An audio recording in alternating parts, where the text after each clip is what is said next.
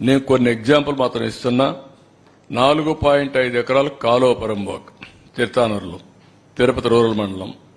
ఇంకొక పక్కన 27.14 ఎకరాలు గవర్నమెంట్ ల్యాండ్ మంగళం తిరుపతి అర్బన్. 3.3 ఎకరాలు కుంట పరంబోక్ ఇన్ దామినేడు తిరుపతి రూరల్ మండలం. 1.33 acres of కాలువ పరంబోక్ ఇన్ చిగురువాడ నార్త్ కంట్రీగా ఆఫ్ తిరుపతి రూరల్. 12.69 ఎకరాలు land ceiling government land in Surappa Kasam Renigunta మండలం. 15.28 ఎకరాలు చెరువు ఇన్ కోట్ర మంగళం ఆఫ్ రేణిగుంట మండలం.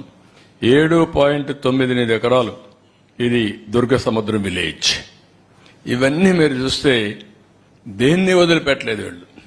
కాలువ పరంబోకు వదిలిపెట్టలేదు, ప్రభుత్వం వదిలిపెట్టలేదు, కుంట పరంబోకు వదిలిపెట్టలేదు, కడాన ల్యాండ్ సీలింగ్ భూమిని ఉడగొట్టేసే పరిస్థితికి వచ్చారు.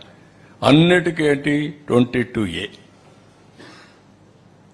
ఎవరి భూమి అయినా 22A పెట్టేస్తారు, వీళ్ళు రిజిస్ట్రేషన్ చేసుకున్నాక మార్చేస్తారు. ఇలాంటివి ఇష్టానుసారంగా చేసే పరిస్థితికి వచ్చారు. నెక్స్ట్, ఇది చిత్తూరులో 782 ఎకరాల భూమి. Violation of estate abolition act 1948. Combined ఆంధ్రప్రదేశ్లో నేను రెవెన్యూ మినిస్టర్గా ఉన్నప్పుడు నేను ఆలోచించేవాడిని. అప్పుడు అక్కడ ఒక ఏడీబీ రెడ్డి అని ఒక అతను ఉండేవాడు. సెటిల్మెంట్ ఆఫీసర్ నెల్లూరులో ఒక ఆఫీస్ ఉండేది. ఆయన పని ఎవడికి భూమి కావాలో రాయిచ్చేవాడు. ఇది పని అన్నమాట. చాలా ఫేమస్ కూడా అది. అప్పుడు నేను ఆలోచించాను, ఎప్పుడో అయిపోయింది, ఇప్పుడేంటి ఈయన ఇస్తున్నాడని డిపార్ట్మెంట్ని అబాలిష్ చేశాం. డిపార్ట్మెంట్ని అబాలిష్ చేసిన తర్వాత చట్టంలో ఉన్నా కూడా ఆ భూమి చెందవలసింది గవర్నమెంట్కి. మీకు హైదరాబాద్లో ఒకటి ఉంది, ఎవాక్యుయేషన్ ప్రాపర్టీ. ఎప్పుడో కొంతమంది కంట్రీ డివైడ్ అయినప్పుడు పాకిస్తాన్కి వెళ్ళిపోయారు. ఆ భూములు ఎవరికి రావాలి? గవర్నమెంట్కి రావాలి. కొంతమంది ఫేక్ డాక్యుమెంట్స్ తయారు చేసుకుని ఆ భూములు కొట్టేసే పరిస్థితి వస్తా వచ్చారు.